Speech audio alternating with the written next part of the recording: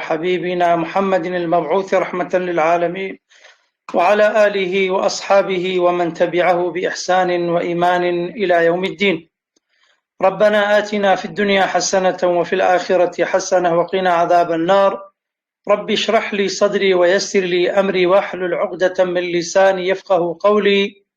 اللهم أرنا الحق حقا وارزقنا اتباعه وأرنا الباطل باطلا وارزقنا اجتنابه. اللهم آمين يا رب العالمين. بەڕێزان و خۆشەویستان، مامۆستایانی بەڕێز، خوشکان، برایان، قوتابی خۆشەویستەکان، السلام علیکم وەڕەحمەت الله وبارەکاتوه. سەلام و ڕەحمەت و میهرەبانی خوای گەورە لەسەر ئێمە و تەواوی قوتابیان و تەواوی مامۆستایان و تەواوی فێرخوازان بیت. خوای گەورە ئەم کار و کردەوانەمان بخاتە تەرازووی کردەوە باشەکانمان و لە ڕۆژی دواییدا پاداشتی لەسەر وەربگرینەوە. بەڕێزان، لە دەرسی ڕابردوودا لە خزمەتی ئاەتەکان و لە خزمەتی فەرمودەکانی پێغەمبەری خوا لەم کتابی غایەت التەقریبدا و وتەی عولەمایان و زانایان بابەتی دەستنوێژمان دەست پێ کرد دەربارەی واجبەکان و دەربارەی ئەو شتانەی کە ڕوکنن واجبن پێویستن ئینسان ئەنجامیان بدا لە کاتی شوشتن یان لە کاتی هەڵگرتنی دەستنوێژدا. لەم دەرسەدا پشتیوان بەخوای گەورە باس لە سونەتەکانی دەستنوێژ دەکەین. لە دەرسی ڕابردوودا هەندێک براو خوشک پرسیاریان دەکرد، بەڵام پرسیارەکان ئەمڕۆ لەم دەرسەدا وەڵامەکان وەردەگرنەوە، بە تایبەتی ئەو شتانەی کە پەیوەند تایبەتن یاخود پەیوەندیدارن بە بابەتی دەستنوێژەوە. بەڕێزان، دەینە سەر سونەتەکان، سنن الوضوء، سونەتەکان کە مامۆستای بەڕێز لە غایەت التەقریبدا دەفەرمێ وەسونەنه عەشەرەت ئەشیاء. سونەتەکانی دەستنوێژ بریتین لە دە خاڵمان هەیە کە سونەتن ئینسان لە کاتی دەستنوێژدا ئەنجامیان بدا. ئەوانە ئەگەر بێت و ئەنجامی بدەی خێر و پاداشتێکی گەورەیە، بەڵام ئەگەر ئەنجامیان نەدەی گوناهبار نابی. بەڕێزان، سونەت ئەوەیە ئەگەر بیکەی خێر و پاداشتێکی گەورەت پێدەگا، ئەگەر نەیکەی و ئەنجامی نەدەی گوناهبار و تاوانبار نابی. یەکەمینیان ئەتەسمیەت، واتە بسمیللاهی کردن لە سەرەتای دەستنوێژەوە. بسمیللاهی کردن لە سەرەتای دەستنوێژەوە پێش ئەوەی کە یان لە کاتی کە دەست بە دەستنوێژەکە دەکەی دەڵێی بسمیللاهی. ئەم بسمیللا لە کاتی دەستنوێژدا بەڕێزان دوو ڕەئی لەسەرە. یعنی هەندێک لە عولەمایان تەنانەت دەفەرمون واجبە، چونکە پێغەمبەری خوا صلی الله علیه وسلم لە فەرمودەیەکدا کە ئەبوو داود و ئیبن ماجە و بەیهەقی و تەبەرانی و زۆر لە عولەمای دیکە و ئیمامی ئەلبانیش بەس حەسەنی داناوە دەفەرمون فەرمودەکەوەی لا صەلاتە لمن لا وضوء له، کەسێک دەستنوێژی نەبی نوێژەکەی دروست نابی. ولا وضوء لمن لم يذكر اسم الله عليه، دەستنوێژەکەی دروست نییە ئەوەی کە ناوی خوای گەورە نەبا، یعنی بسمیللاهی نەکا. لەبەرەوە هەندێک لە زانایان کە هەندێک لە زانایانی مەذهبی ئیمامی ئەحمەد و مەذهبی ظاهیریەکان و قەولێکی ئیمام حەسەنی بەسریش ئەوانە دەفەرمون ئەسڵەن واجبە، بەڵام جمهوری عولەمایان و زانایان لە حەنەفیەکان و مالیکیەکان و شافعیەکان و حەمبەلیەکان، جمهور یعنی زۆری نەی عولەمایان و زانایان دەفەرمون بسمیللاهی کردن سونەتە. سونەتە لە سەرەتای دەبڕی بسمیللاهی هەر ئەوەندە سنەتە ئینسان بسمیللا بکات لە سەرەتای دەستنوێژەکەیدا. ئەمە بەنسبەت سنەتی یەکەم لەو دە سونەتانە لەبیر نەکەن. یەکەمینیان بسمیللاهی کردن لە سەرەتای دەستنوێژدا، وەکو لە هەموو شتەکانی تردا ئینسان بە ناوی خوای گەورەوە دەست پێ بکات. دووەمین لەو شتانەی کە سنەتە ئینسان ئەنجامی بدا لە کاتی دەستنوێژ هەڵگرتندا، ئەویشان ئەوەیە کە لە مامۆستای بەڕێز دەفەرموێ التسمية دومينيان وغسل الكفين قبل إدخالهما الإناء.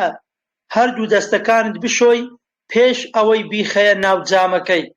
غسل الكفين ششتني هردو دستكان قبل إدخالهما الإناء، پیش اوي لناو تشتو منزل كدستميجكت دشوي دستكان لدروا، يعني لدروا بآوة پاك بجامك لبربلوعيك جوان بيشوي او زالناو تشتو جامكدا دەستەکان بشۆی. ئەمەیان بۆ ئەوەیە بەڕێزان لە سەردەمی خۆیدا تەبعەن وەکو ئێستا وەسائیل و ئاو و هەموو بەلوعە و شتانە و حەنەفیە و شتانە نەبووە، زاری وابوو لە ناو تەشتێکیان ناو جامێکیان نە حەوزێکانیەک دەستنوێژەکەی شوشتووە لۆ ئەوەی ئەو ئاوە پیس نەبی پێشتر دەستەکانی خۆی بشە ئەو جار دەستنوێژەکەی بەردەوام بکە. بەڵام ئێستا الحەمدولله وەسائل زۆرە و لەبەر شێرە و لەبەر بەلوعە و حەنەفی و یان هەر ناوێکی تری کە پێی دەڵێی دەستەکانت دەشۆی دوای دەم و چاو و باسکەکان بەو شێوازە ئەمەیان وەکو برەی ئاسانترە لەو سەردەمەدا. اینجا یەکەمینیان گوتمان بسم اللهی کردن، دووەمینیان شوشتنی دەستەکان پێش ئەوەی ئەگەر لە ناو تەشتێک لە ناو جامێک لە حەوزێک دەستەکان بشۆ بە تابەت ئەگەر ئاوەکە نەڕوا دەستەکان پێشتر بشۆ یعنی ئەگەر چلچێک پیسیەکی پێوە بی. اینجا دەفەرمێ والمەضمەضەة والاستنشاق دوو سنەتی دیکەمان هەن لەو سنەتانەی کە سنەتە یاخود خێرێکی گەورەیە ئینسان ئەنجامی بدا لە کاتی دەستنوێژ هەڵگرتندا. یەکەمینیان مەضمەضەکردن یعنی ئاو لە زاری خۆت وەربکەی والاستنشاق و هەروەها ئاو لە کەپووی خۆشت وەربکەی. ئەمەشیان سنەتێکی گەورەیە چونکە لە فەرمودەدا هاتووە پێغەمبەری خوا سەڵام ئەسبیغ الوضوء وخلل بین الأصابع دەفەرمێ لە ئەعزایەکانی دەستنوێژ لە دم و چاوت لە باسکەکانت لە مەسحی سەرت لە پێیەکانت زیاد لە حەدی خۆی کە واجبە بیشۆ وخلل بین الأصابع لە بینی پەنجەکانی دەست و هەروەها لە بینی پەنجەکانی پێیەکانی شت پاچیان بکەوە وبالغ في الاستنشاق إلا أن تكون صائما وزور ئاو لە زاری خۆت وەربکە و غەرغەرە ئەوانەی پێ بکە ئیلا مەگەر ئینسان بە ڕۆژوو بی. اینجا ئەمەیان دەکرێت دەتوانی بە دوو حاڵەت یەکەمینیان مستە ئاوێک بگری هەم ئاو لە زاری خۆت وەربکەی هەم لە کەپووشت یعنی بە یەک مستە ئاو دەتوانی سێ جار ئاو هەم لە زاری خۆت و هەم لە کەپووی خۆتەوە وەربکەی و دەشتوانی ئاو بە تەنها یەک مستە ئاو بە تەنها لە بۆ زار سێ جار و بە تەنهاش لە بۆ کەپوت سێ جار. ئەمەیان ئەعتیادیە بەڵام عولەمایان دەفەرمون وا باشترە بە مستێک سێ جار لە زاری خۆت وەربکەی بە مستێکیش سێ جار لە کەپووی خۆت وەربکەی ئەمەیان خێری زیاترە و پاداشتی زیاترە. ئەمەشیان طبعاً جمهوری عولەمایان یاخود ئیتیفاقی عولەمایان گوتمان لە دەرسی ڕابردووشدا لە یەک لە دەرسەکان باسمان ئیتیفاقمان هەیە ڕای جمهورمان هەیە. ئیتیفاق یعنی کۆدەنجی زانایان هەموو عولەمایان و زانایان ئیجماعیان لەسەر، بەڵام جمهور یعنی زۆرینەیان 80-90 زیاتر کەم ئەو پێدەگوترێ جمهور هەموو عولەمایان دەفەرمون ئاو لە کەپوو وەرکردن و ئاو لە زار وەرکردن ئەوەیان سونەتە و خێرە ئینسان ئەنجامی بدا. گوتمان ئاو لە زاری وەرکردن و ئاو لە کەپوو وەرکردن بە هەمان شێوە. ئەمەش طبعاً فەرمودەی تریشی لەسەرە، چەندین فەرمودە هەیە. یەکێک لەوانە پێغەمبەری خوا دەفەرمێ إذا توضأ أحدكم فليجعل في أنفه ثم لينثر. ئاو لە کەپوو لە زاری وەرکردن و هەروەها فڕێدانەوەشی یعنی بە کوردەواری خۆوان چی پێ فنکردن یان ئاو فڕێدانەوە ئەمە پێی دەگوترێ ئیستینثار یعنی کاتێک کەپووی خۆی فن دەکا ینی بە کوردەواری خۆمان نازانم چیدی پێ دەڵێن ئەمە ئیستینثاری پێ دەڵێن. تكون بإخراج ما في الأنف من الماء والأذى باليد اليسرى بدستي تسبى سنة أوها أوي كلنا وكبوتا لأو لأوكاني هموي فريب دا يسري أميان سنة كبيغمري خاصة صلى الله عليه وسلم أنزامي داوة كوات أو لزاري وركردن وأو لكبو وركردن وغرغرة بيكردن غرغرة يعني أو تواو لنا وقربو أوانت بيتو بروا أما سنة وخير شي قوريا وأو لكبور كدنو فريدانا وشي أمانش هدوشان سنة چی دی لە سنەتەکان کە پێویستە ئینسان ئەنجامی بدا لە کاتی دەستنوێژ هەڵگرتندا و مەسح و جەمیع الرەسی هەموو سەرت مەسح بکەی هەموو سەری خۆت مەسح بکەی. لە دەرسی ڕابردوودا باسمان گوتمان تەنها پێشی سەرت تەڕ بکەی ئەو هادەستی لەسەر دابنەی تەڕ ببی ئەوەی کە پرچیە لەسەر پرچی ئەوەی پرچی نییە لەسەر نیوچەوانی ئەوە واجبەکە جێبەجێ دەبی. بەڵام ئەگەر سنەتەکەت بووی ئەوها یعنی ئەگەر مندیلش لەسەر نەبیان لەسەری جبی ئەوها هەردوو ئەو گوستانت لە ناو گوێچکەکانت دادەنی ئەوها دەستی پێدادەنی دەستدەنیەوە ئەوە سنەتە و هەروەها لەسەر جەمەدانی یان مەندیل یان کڵاویش ئەوە هەردەی، بەڵام ئەگەر جەمەدانی و مەندیل و کڵاو شتەکەی لەسەر لا ببەی ئەمەیان خێری زیاترە، یعنی شوشتن یان تەڕکردنی هەموو سەر ئەمەیان سنەتێکە لە سنەتەکانی دەستنوێژ. لە دەرسی ڕابردوودا برایەک ئەو پرسیارەی کرد. سنەتێکی دی لە سنەتەکانی دەستنوێژ بەڕێزان و خۆشەویستان ئەویشیان ومەسح الأذنين ظاهرهما وباطنهما بماء جديد، مەسحکردنی هەردوو گوێچکەکان، ظاهرهما وباطنهما، دەرەوە و ناوەوەی گوێچکەکان، بماء جديد، بە ئاوێکی پاک، بە ئاوێکی نوێ. چێ دەزانی بماء جديد یعنی ئاوێکی نوێ، ئاوێکی پاک مەبەستی چییە؟ قوتابیەکان ئەگەر ئاگاتان لەوی بە هەر بڕک لە خەو بە خەبەر بێن.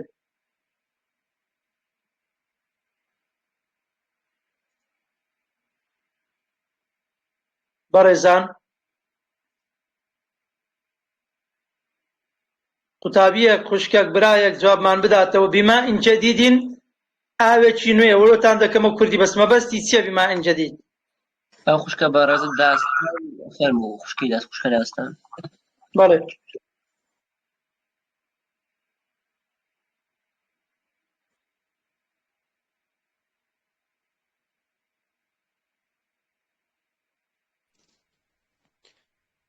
السلام عليكم. عليكم السلام ورحمة الله وبركاته. باش ما سوارد بسالكين وبستي بي آويشي ماء المطلقة واتا طاهر مطهر. نخيرنا وبستي أوانية بماء جديد.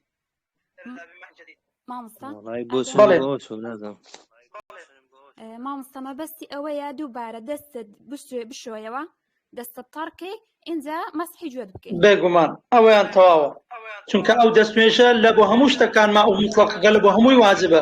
خۆ تو ناکرێ مەسەلەن دم و چاوتیان شوێنێکی تر بەو ئاوەی ئەو بکەیەوە. بەڵام ماء جديد یعنی تو دەستەکانت تەڕن، کە دەستەکان شوشتینە یان برێن دم و چاوت شوشتێ دەستەکانت تەڕن، بەس ئەو بەو تەڕایەتیە نابی برێ مەسحی گوێیەکان بکەیت. جارێکی تر دەست بخێ ناو حەوزەکە یان نائاوەکە یان بەر بەلوعەکە و حەنەفیەکە دەستەکانت تەڕ بکە، یعنی ئەوەیە ئاوێکی نوێ. ئەو جار ئەوها ئەو دوو پەنجانت لە ناو گوێچکەکانت دادنەی ژۆرێ و دەرەی گوێچکەکانت ئەوها پێتەڕ دەکەی و مەسحیان دەکەی و خاوێنیان دەکەیەوە. ئەمە پێی دەگوترێ مەسحکردنی هەردوو گوێچکەکان، دەرە و ژۆرەی گوێچکەکان بماء جديد بە ئاوێکی نوێ و بە ئاوێکی خاوێن. سنەتێکی تر بەڕێزان لە سنەتەکانی دەستنوێژ وتەخلیل اللحية الكثة. وتەخلیل یعنی هەڵبشاوتنی ڕدێنێکی بۆڕ، یان وتەخلیل اللحية الكثة یعنی ڕدێنێکی بۆڕ. ئەو ڕدێن ئەوانەی کە برێن ڕیشیان زۆرە، ئەوانە سنەتە ڕیشەکەیان ئەوها دەستی پێدابین هەتا پێستەکەی تەڕ دەبی. بەڵام ئەگەر بێت و ڕیشەکە تەنک بوو یعنی پێستی ژێرەوەی تێدیار بوو، ئەوە قاعیدەی شەرعیە، پێستی ژێرەوەی ڕیشەکە دیار بوو، پێستی دیار بوو، ئەوە دەبی پێستەکەش تەڕ ببی. ئەگەر پێستەکە دیار نەبوو، ئەوە ڕدێنەکە بۆڕە یان ڕدێنەکە زۆرە، ئەو بەس دەستی پێدادەینی سەری یعنی سەرەوەی ڕدێنەکەی تەڕ ببی، ئەوە واجبەکەی جێبەجێ کردووە. بەڵام ئەگەر زۆر دەستی پێدابین هەتا پێستی بنەوەشی تەڕ دەبیان ئاو دەگاتە ناو مۆکانی، ئەوە سنەتە خێری زیاترە. کەواتەوە تەخلیل اللحية الكثة یعنی هەڵبشاوتنی یان دەست پێداهێنانی ڕدێنێکی الکەثەتی کە بۆڕ بی یان زۆر بی، ئەمەشیان سنەتە. سنەتێکی تر لە سنەتەکانی دەستنوێژ بەڕێزان و خۆشەویستان وتەخلیل ئەصابع اليدين والرجلين. تەخلیل یعنی دەست پێداهێنان لە بینی ئەصابع اليدين، هەڵبشاوتن یان دەست پێداهێنانی بینی پەنجەکانی هەردوو دەستەکانی و هەردوو قاچەکانی، هەردوو دەستەکانی بەو شێوازە، ئی دەستەکانی ئی پێیەکانیشی بە هەمان شێوە. ئەمەشیان سنەتە ئینسان ئەنجامی بدا. وتەخلیل ئەصابع اليدين والرجلين بە هەمان شێوە گوتمان هەردوو دەستەکان و هەردوو قاچەکانیش ئەمە شان سنەتەکان لە ئەوەی بینی دەستەکانیشی خاوێن بی.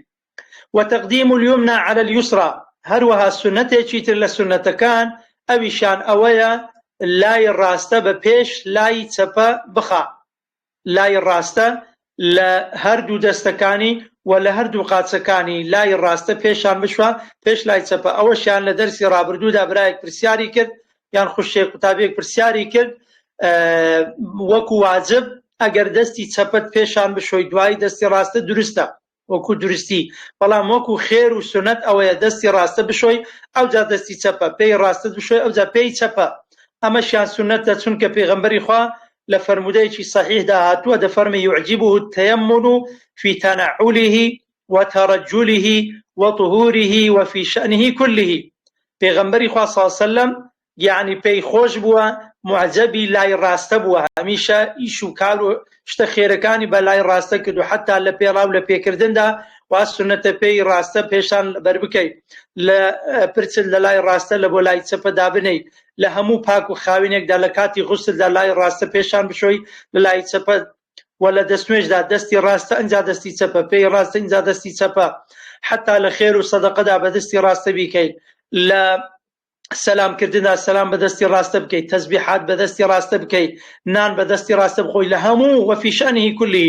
ئەم فەرمودەیە لە سەحیح بوخاری مسلمدا هاتووە لە هەموو بوارەکانی ژیاندا لای ڕاستە بە پێش بێخی، ئەمەشیان لە دەستنوێژدا بە هەمان شێوە سنەتە. خاڵێکی تر و سنەتێکی تر بەڕێزان وەطەهارەت و ثەلاثەن ثەلاثەن ئینجا شوشتنەکان دەفەرموێ سێ جار بیت، وا سنەتە ئەگەر بێت و یەک جار باسی ڕاستە شوشتیان یەک جار ئاوت بە دم و چاودا کرد هەمووی تەڕ بوو واجبەکەت لەسەر لاکەوتیە، یەک جار باسی ڕاستە لەگەر ئەنیشکەکان هەمووی تەڕ بوو واجبەکەت جێبەجێ کردووە، پێی ڕاستە بە هەماشەوە، مەسحی سەر بە هەماشەوە، یەک جار واجبە، سێ جار سنەتە، سێ جار سێ مستە ئاو بە دم و چاودا بکەی، سێ جار دەستی ڕاستە، سێ جار دەستی چەپە، سێ جار مەسحی سەر، سێ جار پێی ڕاستە، سێ جار پێی چەپە، ئەوانە هەمووی سنەتە.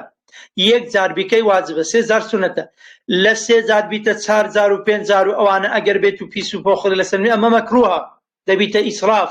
یعنی ئینسانی وایە لە مزگەفتەکانیان لە ماڵی خۆی دادەنیشە لەبەر بەلوعی ئاو، جاری وایە سوالفەچیش دەجێڕیتەوە لۆی هەیە یەک تانکی ئاوی سەر بکا لە دەستمێژێکی، ئەمە ئەگەر زۆر زیادە ڕەوی تێدا بکار گوناهبار دەبی، لەبەر ئەوە ئینسان دەبی ئاگای لەوە بی.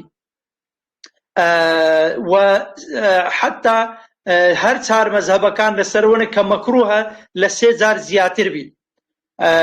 لە فەرمودەکدا هاتووە ئیمامی نەسائی و ئەحمەد هێناویانە جاء أعرابي إلى النبي فسأله عن الوضوء، پیاوێکی عرابی هاتە لای پێغەمبەری خوا پرسیاری دەستنوێژی لێ کرد، فأراه ثلاثا ثلاثا ثم قال هكذا الوضوء، پێغەمبەری خوا سێ جار ئەوەکانی لە بۆ دەستیشان کرد، فەرمووی ئەوە دەستنوێژە.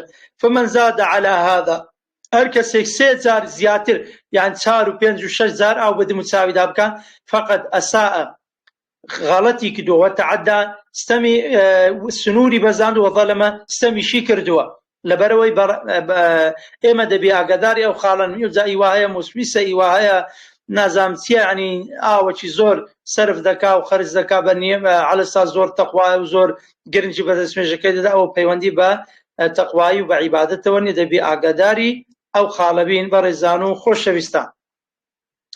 خاڵێکی تر یاخود سنەتێکی تر لە سنەتەکان و ئاخر سنەت لەو دە سنەتانە والموالات، و موالات واتە ئەعزایەکانی دەستنوێژ هەمووی لە یەک شوێن بشۆی پێش ئەوەی ئەعزایەکەی تر وشک ببیتەوە، ئەمە پێی دەگوترێ موالات، هەموو ئەعزایەکان لە یەک شوێنی بشۆی پێی دەگوترێ موالات. ئەگەر پرسیارێکی بکەن لە ئەوەی لە خەوی غەفلەت بە خەبەر بێن بەڕێزان و خۆشەویستان، لە خۆشی تەمان جەنابتان لەو گەورەترن لە کاتی دەرس خەوتان لێ بکەوی، بەڵام فەرق چێ لە بینی موالات و لە بینی تەرتیبی. لە فروضی وضوء لە واجبەکانی دەستنوێژ تەرتیبمان خوێن، لێرەشدا لە سنەتەکان موالات هەیە، جیاوازی چیە ئەگەر کەسێک بتوانی وەڵاممان بداتەوە. مامۆستا بەڵێ ترتیب مەبەست ئەوەیە بۆ نمونە دەست شوشتن دەم و چاو شوشتن نەک بچی قاتت بشۆ ئینجا دەم و چاوت بشۆ ئەو تەرتیبە یعنی ئافرین لە دوو یەکبی بەڵام زۆرتەواو موالات مەبەستی لەوەیە مەسەلەن من دەم و چاوم شوشت کە گەیشتمە قۆ چاو موشک نەبتەوە لە دوو یەک بیکەم زۆر تەواو ئافرین دەستەکان خۆش بن خوا موفقت کا بەڵێ ئەوە هەم لۆ بەبیرهێنانەوە دەرسی ڕابردووە هەمیش لە ئەوەی لێشتان تێکەڵ نەبی بزەبت تۆکۆ خوشکە باسی کرد تەرتیب ئەوەیە کە ئەعزایەکانی یەک بە دوای یەکدا دەبی بشۆی ناکرێت و مەسحی سەر بکەی ئەو جا بچی ینی برین ئازایەکی دی بشۆی یان برین پێیەکانت دم و چاوت بشۆی ئەو جار بچی ئازایەکی تر بشۆی ینی یەک بە دوای یەکدا نەبن بەڵکو دەبی بە تەرتیب ئەنجامیان بدەیت دەستەکانت دم و چاوت باشی ڕاستە باشی چەپە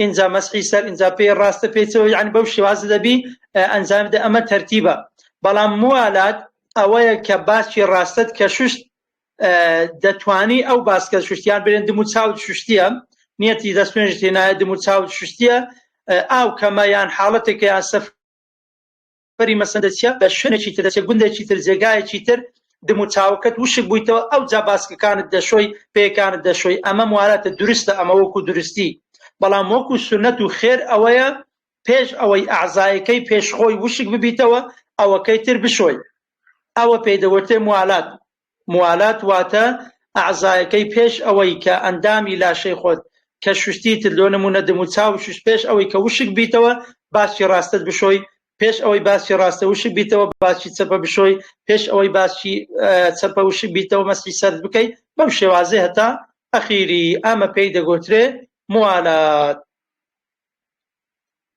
ئەمە دەربارەی سونەتەکانی دەستێژ دە سونەتمان هەبوون کە ئەوە بە کوردی و بە عەرەبی و بە پوختی و تقریبا هەندێک دەلیلیشمان لەگەڵی باسکردن ئینشاءالله سوودی لێ وەردەگرن خاڵێکی تر بەڕێزان یاخود فەسلێکی تر لە فەسلەکان ئەو دەرسەمان دەینە سەری فەسلێکی تر لەو دەرسەدا فەسلی دۆم ئەویشان باسی ئیستینجا واتە خۆ پاککردنەوە واتە خۆ خاوێنکردنەوە یان قەضای حاجات یان چوونە سەر دەستا و هەموو ئەوانە ئەو ناوانە هەیە کە پێی دەگوترێ ئیستینجا و خۆ پاککردنەوە لە دەستاوی سووک و لە دەستاوی گران دەستاوی سووکمان هەیە طبعاً ئەوەی کە لە پێشەوەی مرۆڤ دەردەچی و دەستاوی گرانیشمان هەیە بە پێچەوانەکەی اینجا دەفەرموێ والئیستینجاء دەستا و هەرگرتن و خۆخاوێنکردنەوە و تارەتگرتن واجب واجبة من البول لا حياء في الدين والعلم من البول لمز والغائط لا بساي من البول والغائط لو دوشتان لهردوشي واجبة إنسان خوي خاوين بكاتوا أما بيتي شرعي يعني دستا وهرگرتن واجبة اینجا چۆن خێرە یان کو باشە ئینسان خۆی پاک بکاتەوە یان بچیتە مەرافق و ئەوانە والأفضل خێر و چاک و باش وایە ئەن یەستەنجیە بالئەحجار ئینسان خۆی خاوێن بکاتەوە بالئەحجار بە بەرد یان دار یان هەر شتێکی دیکە ئینسان کە دەتوانی خۆی پێ خاوێن بکاتەوە پێش بەکارهێنانی ئاوەکە بەڕێزان لەسەر ئەوە نوختەتان لۆ باز بکەم کە ئەمە زۆر جار قیمەتی ئەو دەرس و فقه و پاک و خاوێنی و ئادابانە نازانین برادێکم لە هۆڵەندایە جارێک بەیەکەوە دانیشتمون ئەوها بۆ باسی پاک و خاوێنی و ئانە گوتی وەڵڵاهی مامۆستا یەکەم جار کە چوین لەوێ پێش ئەوەی کە برێن مقابلەیان کردین و لۆ ئەوەی وەربگیرین و ئیقامە ئەو بابەتانەمان پێ بدەن وتی یەکەمین جار فێری چوونە سەر ئاویان کردین ئەمیش گوتم کوبوو یەکان گوتی پێش هەموو شتێک دەبێت و یەکەمین جار خۆت بە کلێنەسێک بە شتێکی خاوێن بکەیەوە ئەو جا لە دواییدا ئاوی بەکاربێنیت وتم سبحان الله ئێمە لە یەکەم دەرسی فقهی ئیمامی شافعی دەفەرمێ الأفضل خێر وایە ئەن یەستەنجیە بالئەحجار بە بەردیان بە کلێنەسیان بە هەر شتێک یەکەمین جار خۆت خاوێن بکەیەوە دەستاوە سووک و گرانەکەت وشک بکەیەوە لای ببەی ثم یتبعها بالماء لە پاشان ئاو بەکاربێنی لە دواییدا ئاو بەکاربێنی وەکو خێر وەکو سونەت وەکو باش ئەمە باشترینە، ئەمە چاکترینە. ئەوەش بەردی دەگریتەوە، بەرد بیداربی هەر شتێکەبی تەنها برێن بە زاد و بە گۆشت و بە خواردن و بەو جۆرەشتانە نابی. ئەگەر نە هەر شتێک کلێنس لەو سەردەمەدا طبعاً باشترین وەسائلە دەتواندرێ ئینسان یەکەمی جار خۆی بەوە پاک بکاتەوە، لە دواییدا دەتوانی خۆی بە ئاو خاوێن بکاتەوە.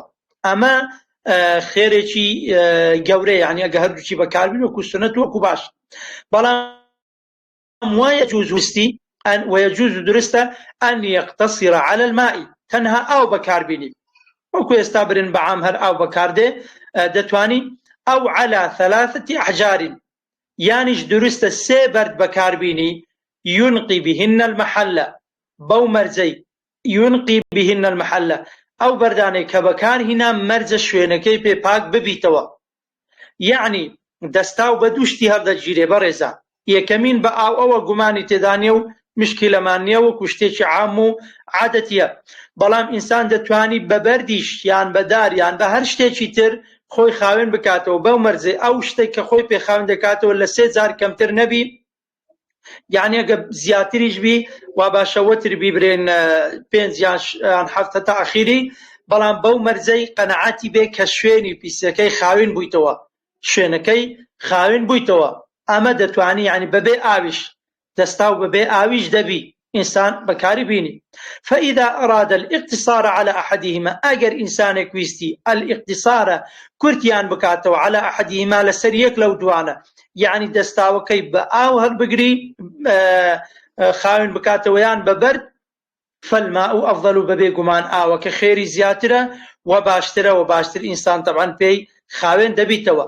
ئەمەیان ئەگەر لەسەر کانیاوێک بی، لەسەر ڕووبارێک بی، لە ماڵەوە بی، لە هەر شوێنێک هەبی، دەتوانی خۆت بە بەردیش یان بەدار یان بە ئاسن یان بە هەر مادەیەکی ڕق یان ئینسان دەتوانی خۆی خاوێن بکاتەوە، هیچ مشکلەی تێدا نییە و دەستنوێژەکەی یاخود برێن دەستاوەکەی دروست دەبیت. ئەوجا بەڕێزان لەبەرەوەی بەڕاستی مەسەلەی قەضاء الحاجە یان قاضی الحاجە یاخود دەستا و یان چوونە سەر ئاو یان چوونە مەرافق زۆر زۆر گرنگە. من چەند خاڵێکم نووسی بوون، حەزەکەم بە کورتی لە بۆ ئێوەی بەڕێز وەکو ئادابەکانی چوونە سەر ئاو لە بۆتان باز بکەم. خاڵی یەکەمینیان عولەمایان دەفەرمون ئەگەر لە سەحرا و دەشت و بیابانەکان بی، پێویستە ئینسان خۆی بپارێزیتن لە دەفەرمێ وەیجتەنی بوو پێویستە ئینسان خۆی بپارێزیتن استقبال القبلة واستدبارها في الصحراء، دەبی خۆی بپارێزیتن لە ڕوو لە قیبلەکردن و پشتێکردن لە سەحرادا.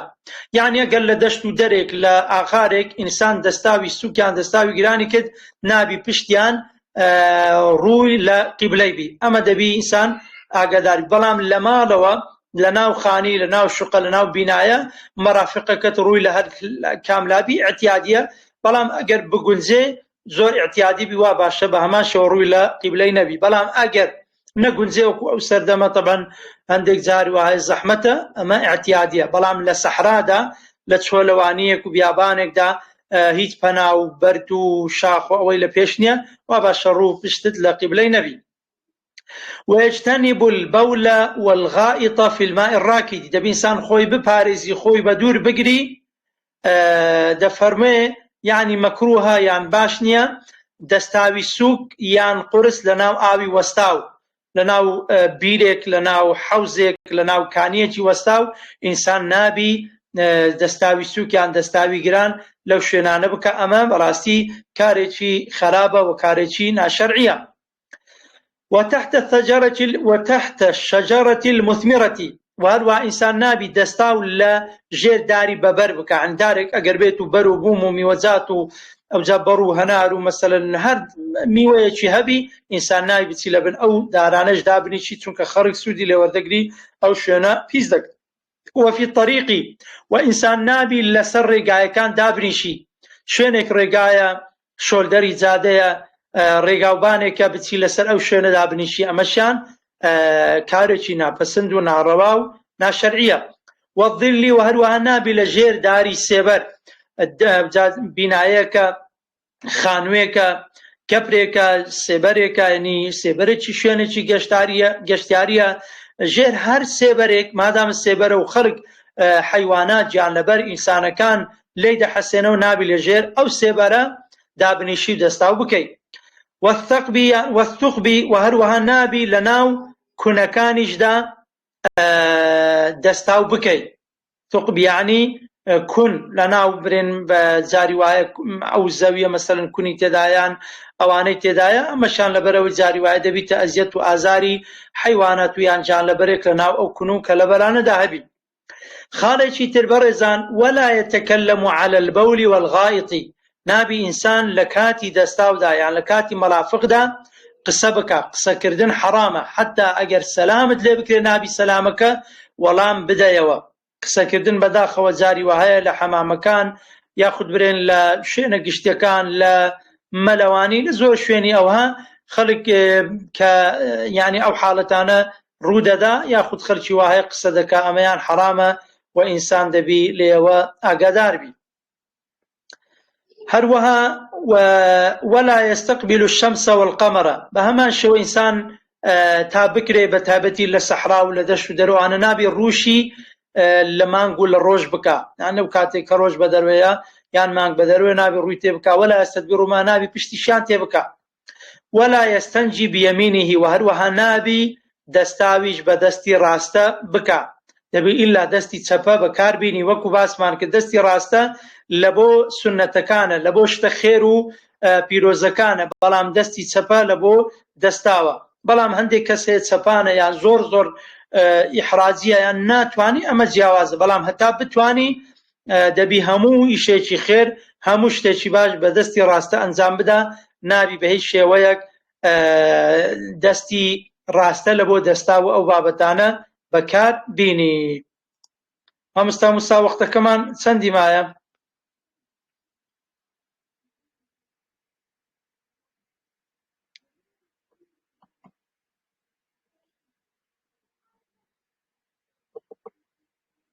مامۆستا موسا گوێ لە منە؟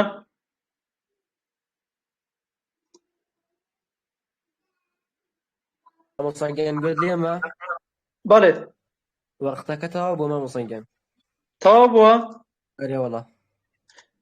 ئەوجا گەر برای خوشکە کەسێک پرسیارێک سەرنجێک تێبینێ چیابی لە خزمەت داینە. بەڵێ دەست خۆش بێ مامۆستاگەیان خۆی گەورە لێت ڕازی بێ ئەخوا. ئامین ئەجمەعین.